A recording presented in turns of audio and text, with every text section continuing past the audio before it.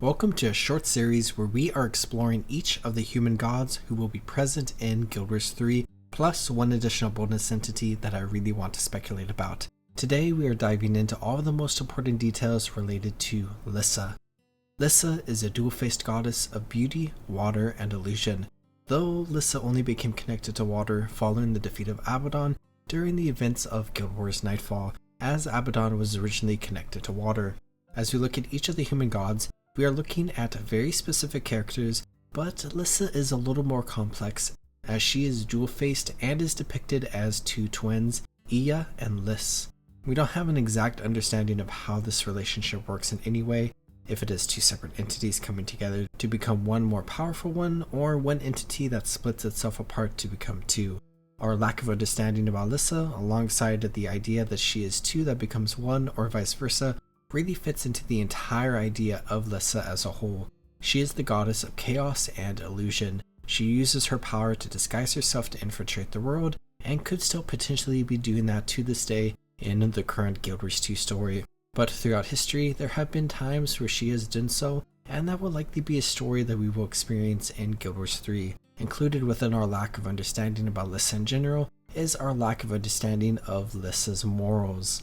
We have historically seen some gods, like Dwayne and Melandru, acting as empathetic individuals who strive to do what is best for humanity, while on the other side, other gods, like Balthazar and Abaddon, have historically shied away from compassion and focus more on gaining power and control for themselves. Lyssa is a character that falls in the middle, potentially playing both sides of that coin, dual-faced, if you will. Throughout history, there aren't really any events of her specifically doing something exceptionally evil, but her history of disguising as others to manipulate events can definitely be considered dubious.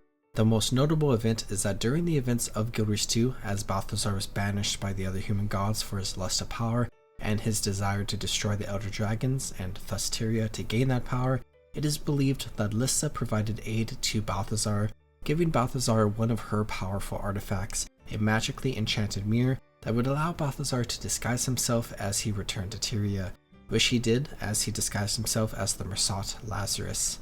If it is to be believed that Lyssa personally gifted Balthazar with his mirror, which is supported by the fact that Balthazar does not hold a grudge against Lyssa, but does with the other human gods, we don't exactly know why Lyssa did this.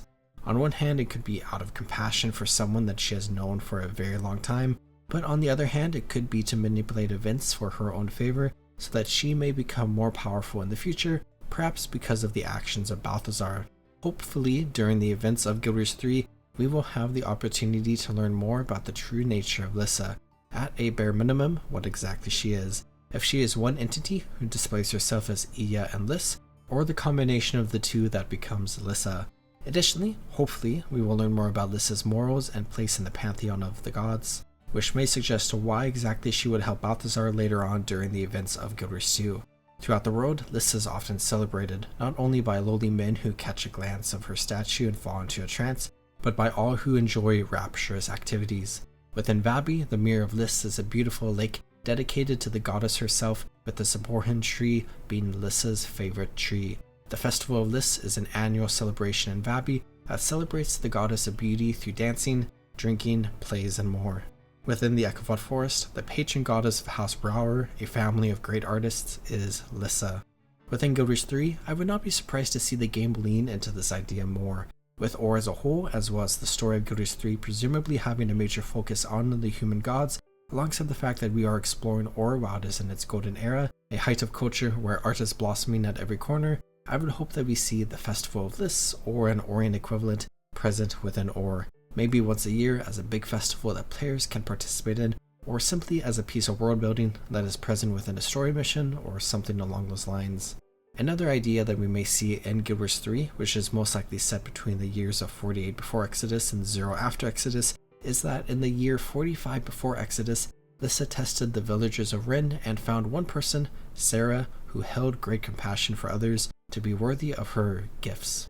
Whatever those gifts may exactly be is unknown, but Ren is a place in Ore that we will likely visit, and this specific event is something that could very likely fall into the timeline of Guild Wars 3, and we may be playing through, and experiencing or learning more about this event can help us learn a lot more about Lyssa as a whole.